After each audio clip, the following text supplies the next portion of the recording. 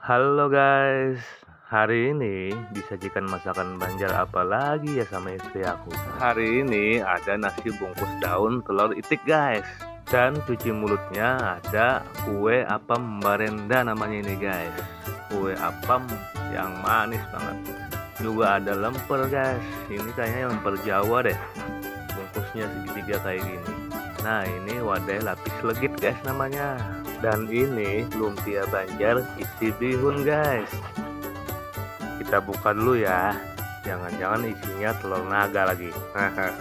Nasi bungkus daun ini guys, kalau menurut aku rasanya lebih wangi dan lebih gurih daripada yang bungkus kertas. Nggak tahu juga sih, mungkin sugesti rasanya lebih wangi dan lebih gurih kalau nasi itu dibungkus dengan daun guys. Daun pisang sih pastinya. Sampai jumpa besok pagi lagi guys.